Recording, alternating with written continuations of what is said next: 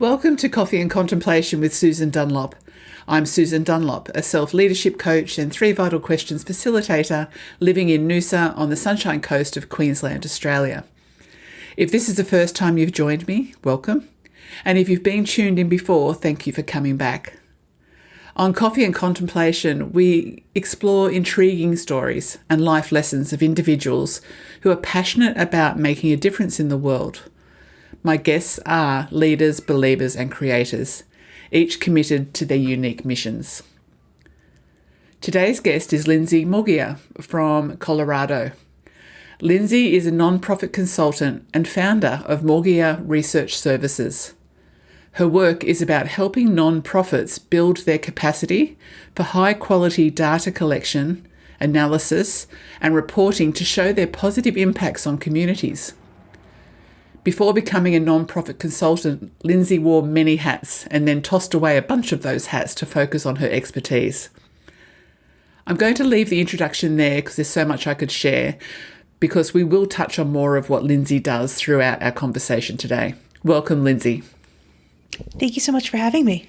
Yeah, it's a pleasure to have you on the screen and get to talk again with you. On the 9th of May, I spotted a blog on Facebook titled Flying Under the Radar with C-PTSD. Lindsay wrote that she struggles with C-PTSD symptoms every single day due to the emotional abuse and neglect she experienced as a child. However, she managed to fly under the radar in her professional life.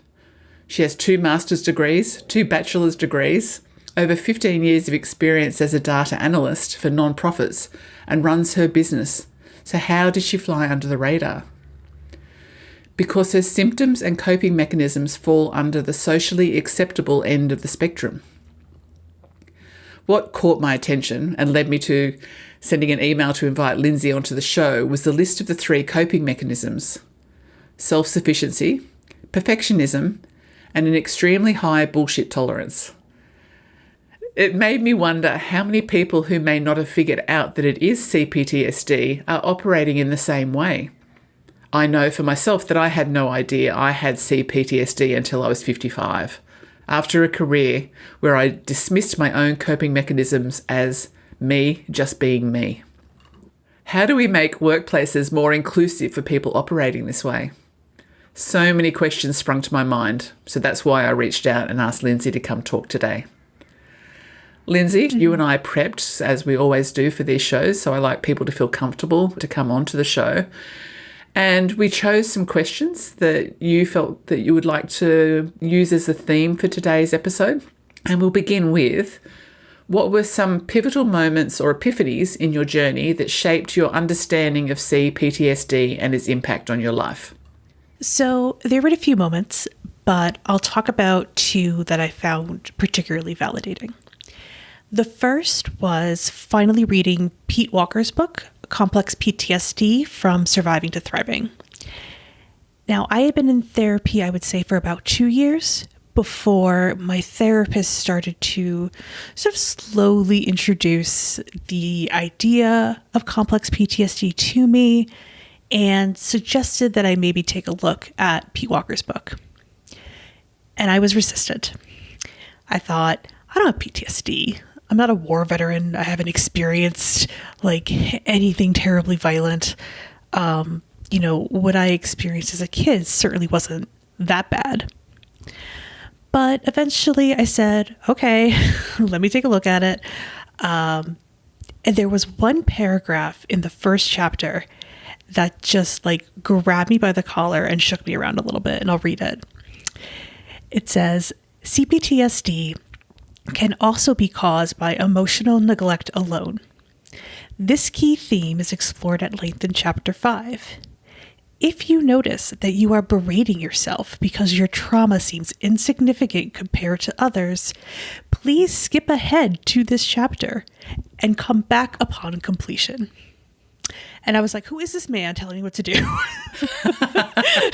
How dare you? But I did. I followed instructions. And I read Chapter 5.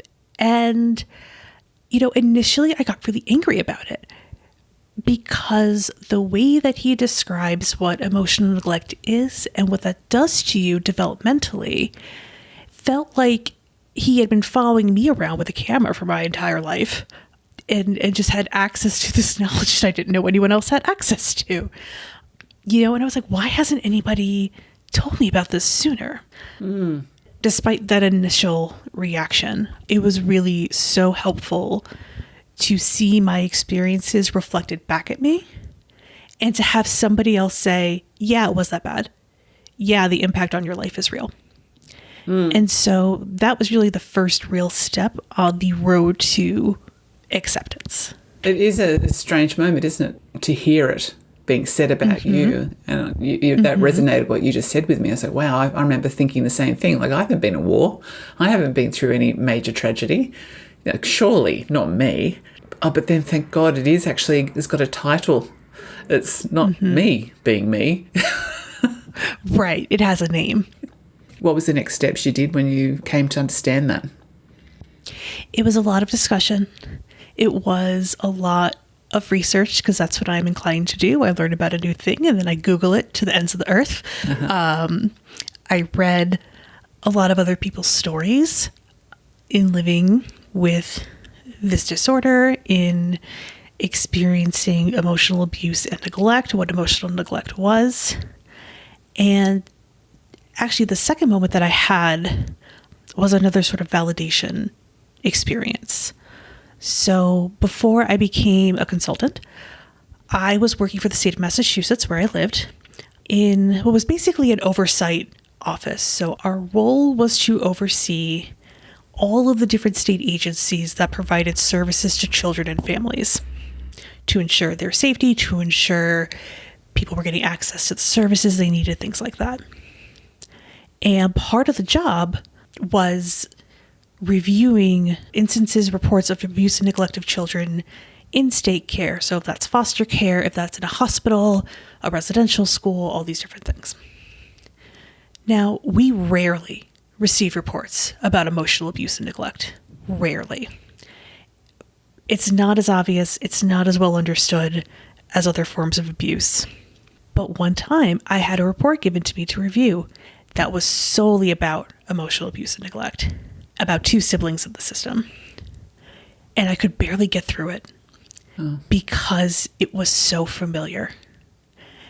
And by the time I actually did get through everything, it was another one of those pivotal moments where it's like, oh, someone investigated a family like mine. It was both very unsettling, but extremely validating. Like, yes, what I experienced was a problem. It wasn't right. And there should have been accountability, and there wasn't. So, again, 2 moments to kind of get me out of that mindset of, oh, it wasn't that bad, nobody hit you kind of thing, to, oh, actually it is. And it was. And the impact on me and my emotional development, my brain development, everything, that all had consequences for who I was going to become. Yeah. What a blessing that you've actually got to discover that. Yeah. How many people haven't discovered that? Yeah. I saw that on your website, the type of reports and projects that you were involved with. They look very interesting for people who maybe want to go and have a look at your website later to see the type of work you've done. I'm going to skip down to the workplace dynamics side of things and just talking about that flying under the radar with the symptoms in your professional life. Can we talk about those symptoms and the coping mechanisms that I mentioned earlier and how they affected your interactions and relationship in the workplace? Yeah, so I was really thinking through this, and in the workplace, I think the core of it comes down to an inability on my part to communicate feelings and needs in a healthy way. This is the background. I grew up in the kind of environment where there was no open communication about feelings or needs. Whenever I had needs as a kid, I was a problem. But at the same time, there were pretty severe consequences for me if I didn't anticipate other people's needs correctly and act accordingly. So with my mom in particular, I would have to use cues like her body language or her tone of voice to figure out what she needed from me, again, it's like an 8-year-old kid, to make her feel better about whatever thing was bothering her that day. And a lot of the time, I would not know that I had failed to meet these unspoken expectations until I get a nasty comment, I get some like passive aggressive text message, stuff like that. And, you know, I'm not a great mind reader, so I would get this a lot. And unfortunately, what I realized is that I took a lot of these habits that I learned from her and kind of brought them into the workplace. So I had certain, again, unspoken expectations of my coworkers, my bosses, even leaders. And I would get deeply, deeply frustrated when those expectations were not met. Now, some of those are reasonable, like I would love for you to care more about your staff, but others weren't. So pre-therapy, I would get really upset and frustrated with the people who I saw as not as self-sufficient as me, who I perceived to make really sloppy or careless mistakes when I was working so hard to ensure that all of my work was perfect. That perfectionism.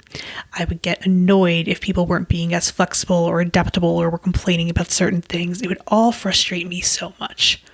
But, you know, instead of sending a passive aggressive email like my mom might in an office space, you know, I kept all of that frustration and anger to myself. It was never safe to express feelings or frustrations at home. Why in the world would it be safe in this workplace? Absolutely not, right? But the problem is, when you're always kind of pissed off at lots of people around you who fail to meet your unspoken and honestly probably totally irrelevant expectations, it prevents you from establishing relationships where you can really learn from other people's experiences, learn from other people's work styles. And it can also create a lot of resentment, which I think probably contributed to my repeated experiences with burnout. So this over-reliance on self-sufficiency of, you know, trying to do everything perfect all the time, judging other people who were not doing what I was doing, and not finding healthy ways to communicate that kind of frustration, and no one to check me to tell me that I'm being unreasonable. I missed out, I think, on opportunities to really connect and learn from colleagues because I was so in my own head about what I thought was the right way to work and what I thought was like the right thing to do. How interesting. Yeah, I loved this question because it was a really interesting one to think about of like, what did I bring into my work environments because of my experiences and because of, you know, these coping mechanisms. I think if you talk to anybody I've worked with, they'll tell you I'm a great worker. They'll tell you that my work is solid and it's detailed and kind of checks all of the boxes. But that relational piece with other people was very, very hard for me. Doing an aerial or a helicopter view of you in your office space with all the other people, how do you think you showed up there? Were you that person that people left alone, just let it get on with it? Or did you just show up looking like you were just part of the team, but you inside felt you weren't part of the team? Just tell me about that. It was much more internal. I tended to be in roles, and I think in any sector, but particularly in the nonprofit sector, people will tell you this, where when you are a solid and reliable worker, your reward is more work. So I would take on a lot of increased responsibility because, you know, the folks around me saw how I worked and what I was doing, and they're like, oh, she can handle it. And I would always say yes, because I didn't want to disappoint anybody. Okay. But internally, I'm like, why am I doing so much more? This isn't really my job. I don't necessarily know how to do the thing you're asking me to do. Yeah. But sure, I guess we'll keep going. What an internal battle that is then. So you talked about burnout. So did you burn out through that period? Yeah. Yeah. Yeah, absolutely. Yeah. You know, my last job at the state agency, which is full of brilliant people doing incredibly hard work, I kind of just crashed and burned after a while.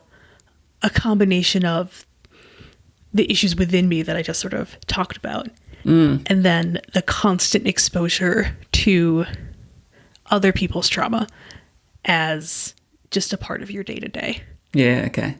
Don't really know what I was thinking on that one. I'm like, I'll be fine. I'll be fine. The leaders that you were working with then during that time, did you have any mentors or leaders that could see what was going on? No. No, okay. I don't think so. No. In the sector that I was in the places where I've worked, these are people who are so devoted to the issues that they work on, the families that they serve, the communities that they partner with. There's always a crisis. There's always a fire. Yeah. And, everybody is kind of expected to get on board, pitch in, help out. So, I think it made it even easier in a way for me to fly under the radar. I got my work done. I stepped in when I was asked to step in. I sometimes stepped in when I wasn't asked to step in, and to really try to be a part of a team. But I often felt very lonely. Okay. And you seem to have worked on work that's pretty close to home, the projects. Yeah. Yeah. How did that happen? Because I have no sense, Susan. I have no sense at all. I think if I look back on where I've been and what I've worked on and the issues that I care about, I think it's now pretty obvious to me I'm trying to work something out. Right?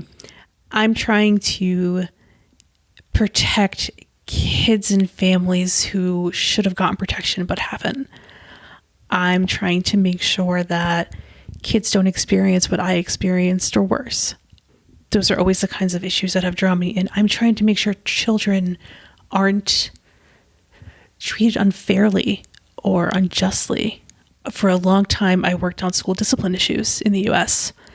And, issues like Black and brown kiddos being suspended or expelled at much higher rates than white kids. Missing school time, missing peer and social time, stuff that has always kind of been where my head is at. And to say that doesn't stem from what I experienced growing up would be like a bonkers thing to say. Of course it does. Yeah. So the companies that you're working for, the non-profits, when I was reading that, build their capacity for high quality data collection, analysis and reporting to show their positive impacts on communities. That can sound like just a line to people. But when you look beneath the surface at what you're delivering for those, it's such an important area to work in. Yeah. How do you find that? Do you love doing that work? It's fun. It's very fun for me. I've had really good clients. I've had, working with organizations that are so committed to their missions, and to get to work with folks one-on-one and really talk about what are the issues that you're facing, what are the challenges you're facing as an organization, and what can we do to get you the info you need to correct those challenges the first time. Okay. So that you're not going over and over and over again, or, we didn't really quite get this right, we have to go back to the drawing board. You mentioned in our prep chat, just in line with that you get to hear a lot of stories. So as you said, the siblings you listen to or read about. So do you find the storytelling helps you a lot in formulating what you need to do for those companies? I think the storytelling is the most important thing. I think a lot of the time when people might think of a researcher, you think of someone who's very objective, maybe a little bit cold, maybe a little, strict scientific method, all spreadsheets, no soul kind of situation. And I can do that stuff. But that's not really the kind of researcher I am. I want to hear your story. So I'm doing a lot of interviews with people. I'm doing a lot of small group conversations with people to give them the opportunity to share their stories and share their experiences that they're not necessarily going to tell their boss or their, executive director. I'm an impartial third party here. My job is to create a space that is safe and welcoming, in which you have control over what you choose to share and what you don't, so that you can feel comfortable telling me what the real root of the problem is. Gosh, so valuable. Right. And you could tell that to me, and you don't want to tell it to your boss in case you get in trouble. But I can then take all of those stories and analyze them and find the big themes and go to leaderships and say, these are the big 3 things that your employees are struggling with. And there's a reason that they're not telling you this, because it's not a safe environment, because they've had issues before if they've tried to say anything.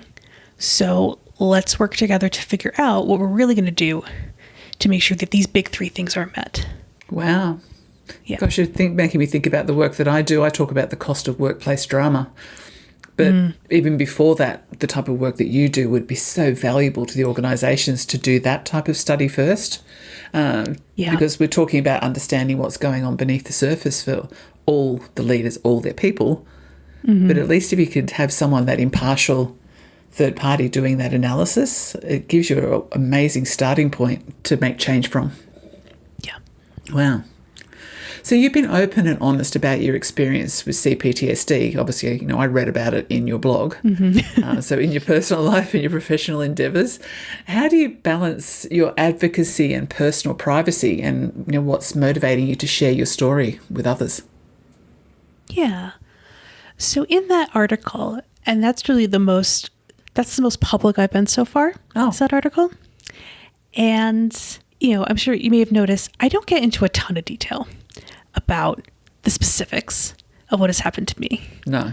At this point, I don't think I need to get into who did what, when, who didn't do what, to get my points across. I guess I'm trying to focus more on me and my journey, in the hopes that, my stories and experiences, maybe more as an adult, can help other people who are sort of wading through this new territory. Now, someday, if and when I write the whole story, I'll have to get into some more details. Some more things will be said. But that'll be on my terms. That will be, for me to decide what's most relevant and, what's the most important things to include to get my points across. I think right now I can still educate and relate while protecting myself from maybe exposing too much too soon. But, I'm at a point now, been in therapy for over 10 years. I think I said to you earlier, maybe it's something about turning 40 and I just don't care anymore. But I guess I'm just feeling more ready to share. And so much about what I've learned about complex post-traumatic stress disorder has been from reading other people's stories.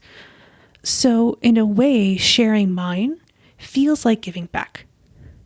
Like, I'm feeling more secure and ready now. I love the idea of being a small step in someone else's discovery and recovery journey.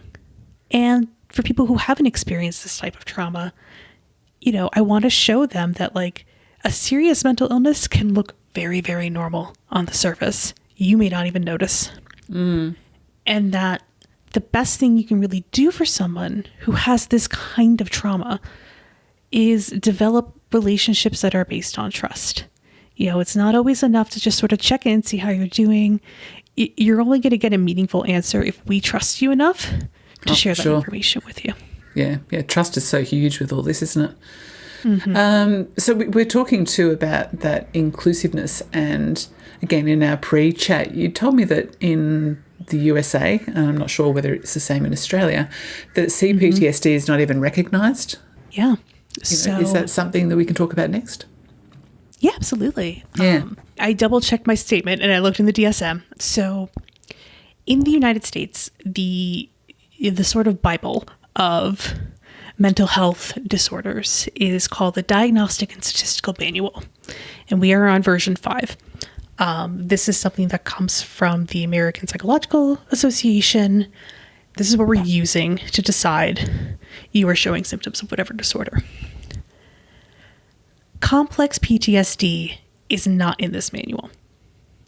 PTSD is, and there's been a lot of back and forth between psychologists, psychiatrists, other mental health professionals about what exactly defines PTSD. Complex PTSD, I don't know, it's quite in the conversation yet. So if and when I choose to disclose to clients and colleagues, it's not a situation where I'm battling any kind of misconceptions.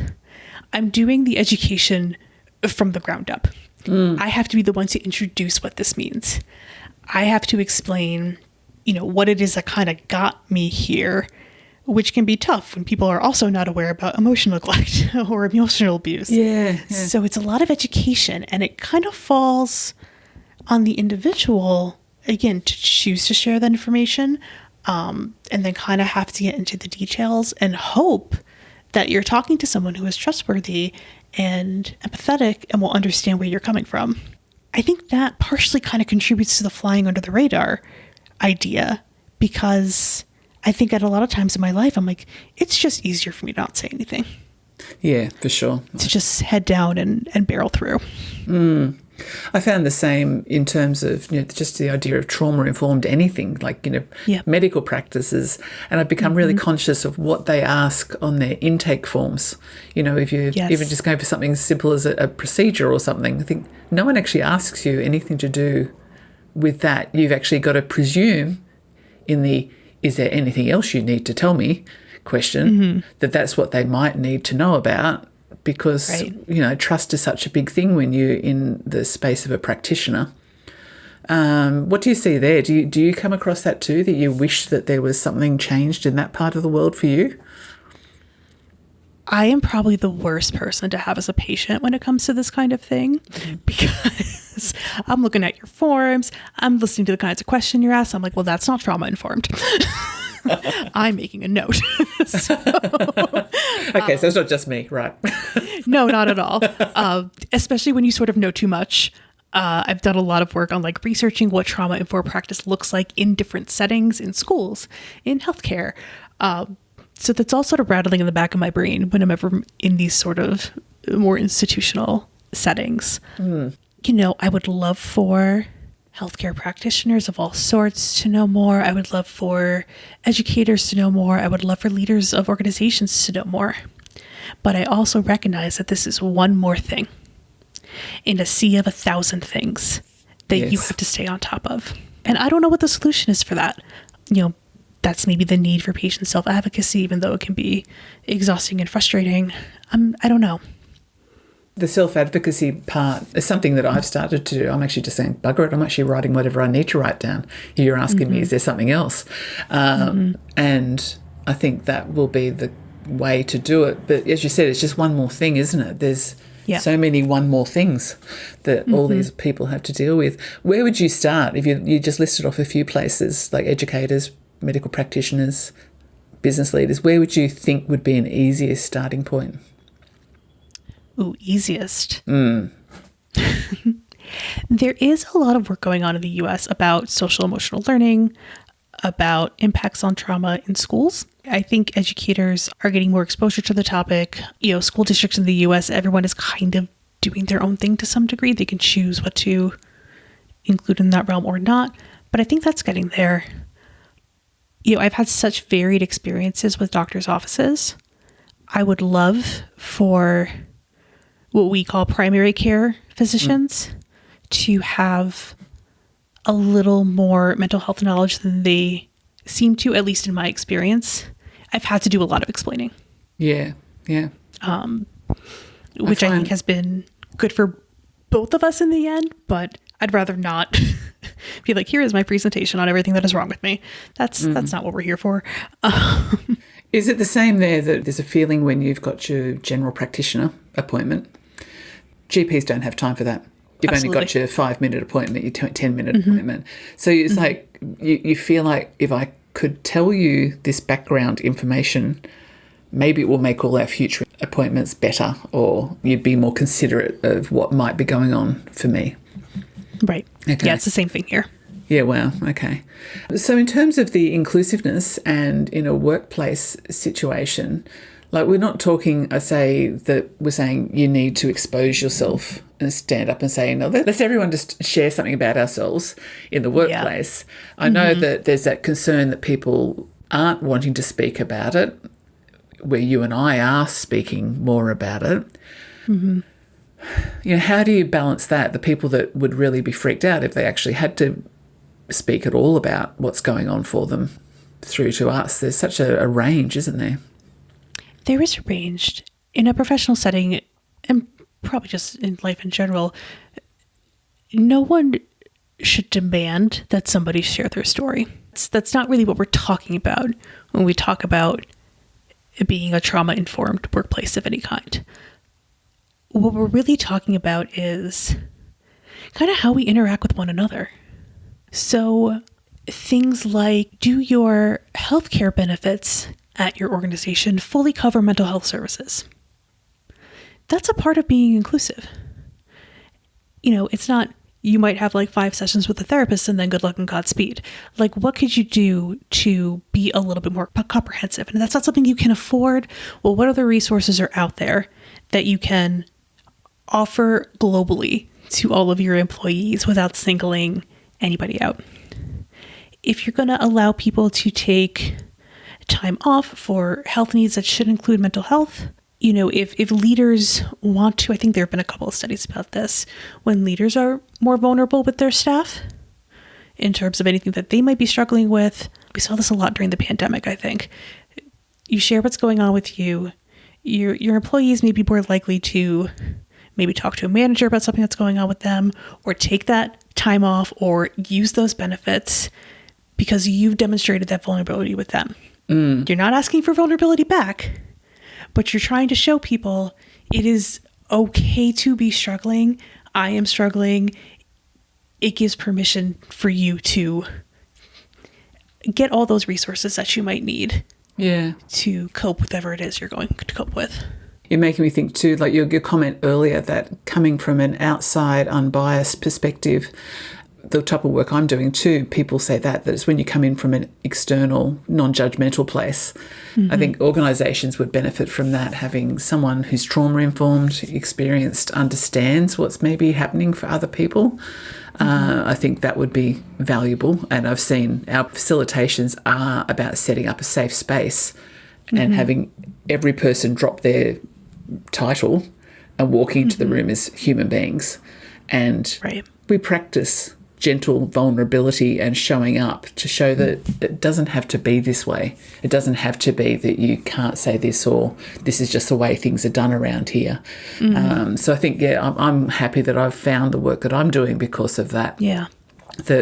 I can see the benefit holistically, whether you've been affected by trauma or not, but it's communication, isn't it, when it comes down to it, the communication we never got when we were children, that we don't really still have the experience in yet. Right. Yeah. And you might have a lot of people on your staff who are kind of still guessing as to what that communication is supposed to look like. And we're all taking cues from people around us too. Yeah. So developing the kind of organizational culture where needs are valued and people are acting toward each other in a caring way, that cues everyone else in the room of like, this is the kind of place we are. Yeah, a really, really good point. I'm going to touch on something that's on your personal side. Is you've mentioned your passion for powerlifting as a form of personal empowerment. And, I was thinking about, how does the discipline and strength, I mean, I liked powerlifting when I've done it. How does the discipline and strength required in powerlifting translate to resilience in facing, the challenges posed by C-PTSD? The powerlifting thing is still so funny to me. Because before I started, I never would have said that I'm athletic in any way or strong in any way. Like, I'm up into furniture all the time. I can't be out here in these streets, sporting, doing anything like that. And I only started lifting about 2 years ago. I think I told you, after watching an episode of Queer Eye. Oh, no, you didn't tell me. Oh, no. So, episode of Queer Eye, there was a trans woman named Angel who was a competitive powerlifter, and the show was centering on her. And they filmed part of her episode at her gym. And the gym was so cool. It was super supportive. No weird, diet talk. No weird, everybody must be 90 pounds, that kind of thing. Or, annoying gym bros. It was all about, gaining confidence, being stronger. And I was like, if I could find a gym like that, I would totally go. So then pandemic, then we moved to Colorado, and I was like, all right, I'm going to try to find somewhere. And I got really, really lucky. I found an amazing gym that's super supportive. My trainer is fantastic. Shout out to PK, who just got second place in Strongman Nationals this past weekend. Wow. Yeah. And I just really took to it. And I think the whole experience has done a few things for me. You know, the whole process, again, because of the culture of my gym, is about self-improvement. I'm trying to become as strong physically as I have been mentally. And like any kind of journey, you've got your good days and you've got your bad days.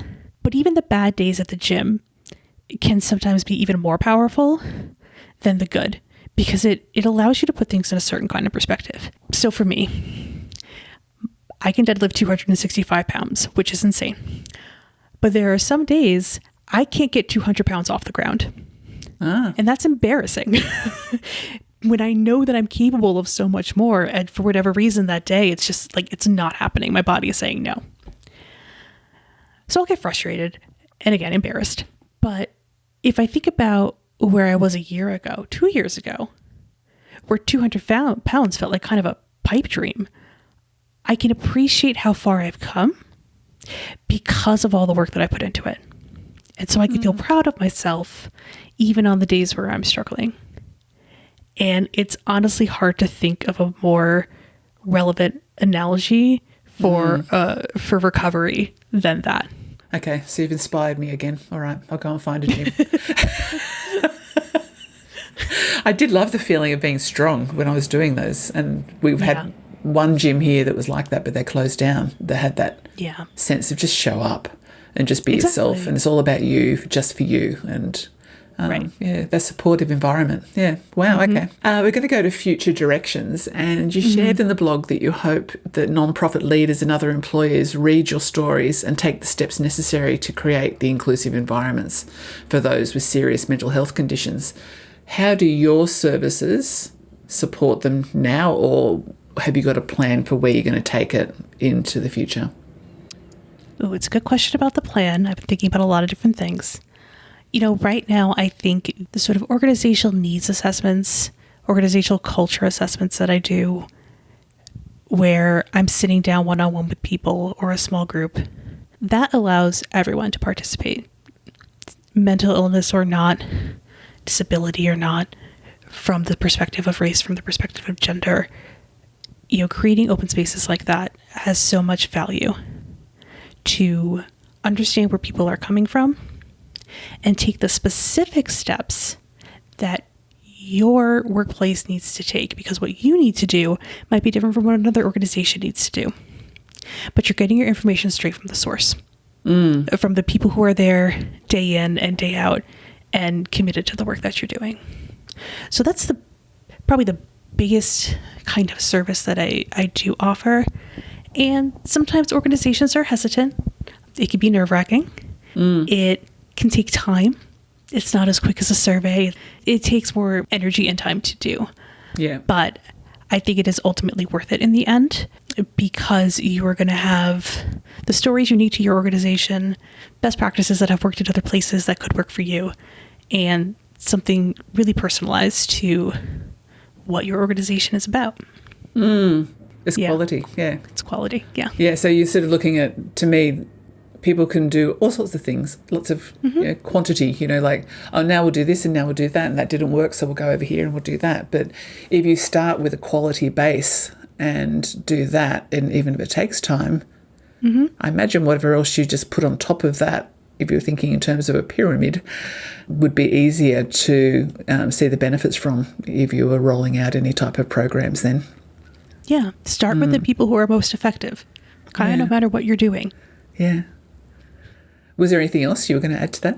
I'm going to be writing more. Okay. I have a list of things. Okay. Is that a part of my business necessarily? No. But, I've always had in the back of my head that I want to write about this. It hasn't been safe, or I've been too scared, or there were other circumstances I couldn't. But I'm certainly now at a point where I think I can. So I've got a whole long list of topics. The C-PTSD Foundation has been lovely.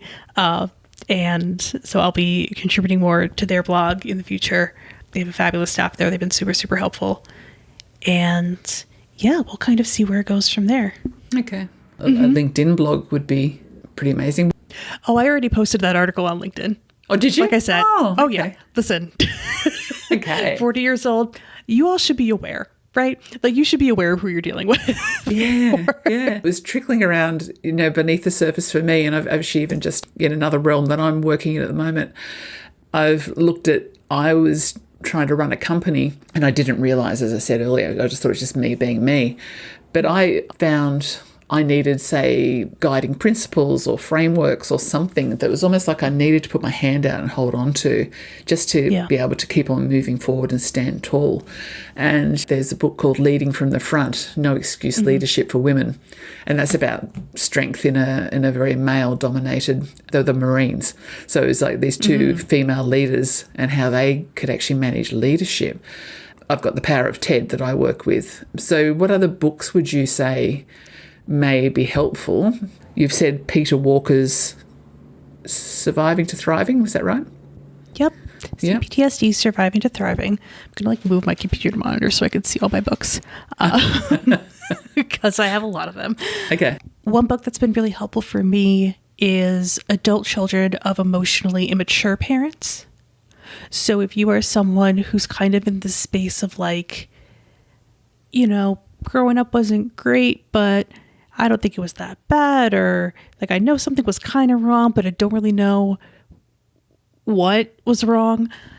It's a really great place to start. I think it's a very, very enlightening book. Again, that kind of validating experience of, something was wrong. And now it gives you language for it. What else is over there? If you are sort of creatively oriented, and maybe even if you're not, The Artist's Way by Julia Cameron can, I think, be a really helpful tool on the journey, if that's something you want to use it for. I think lots of folks are probably already familiar with The Body Keeps the Score. And another book that I have that I'm not completely through with is No Bad Parts by Richard Schwartz, I believe. And that is about internal family systems. Oh, yes. Okay. That's a nice intro to internal family systems, if that's something that appeals. Okay. They're helpful anyway. So at least there's a book. There's your blogs. There's the work you're doing that may help organisations look and start to build a stronger foundation for this inclusive idea that you're very conscious is needed. So there's plenty. Is there anything else that we've missed that you would like to cover before we close out? I don't think so. Just a thank you. Thank you for reaching out. Thank you for this opportunity. Thank you for these really incredible questions. I could do stuff like this all day. And it's great to find people that you can connect with like this and really kind of get into these sorts of questions in just a really courageous and open way. So thank you again. Oh, thank you. Yes, so thank you, Lindsay, for joining me today. And I'll stay connected with you because I feel like this is very relevant to the work that I'm doing. It just takes it that next level, especially when I'm sort of also interested in empowering survivors, not just empowering people. The leader of the work that I do, he said, we engage employees, but people show up in their place. And, we've got to understand that workplaces are they're not just about roles, they're not titles, It's not tasks. We are engaging with people. And I think a lot of leaders don't quite know how to do that very well.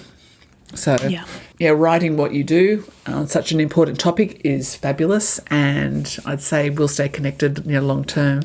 So, listeners, you can find Lindsay, her services and her blog at morgiaresearchservices.com. So that's MORGIA researchservices.com. And she's also on LinkedIn, I found, since we first spoke. And listeners, what would be one key takeaway you got from this conversation today? If this was a conversation starter for you to take into your workplace, what would you take from this that could maybe help change the way your workplace is operating right now? I'm forever thankful to my beautiful guests for allowing me to understand them more and to share their stories. Trust that you are blessed, even when you forget that you are blessed. Take care of yourself, and I look forward to being back soon. Bye for now.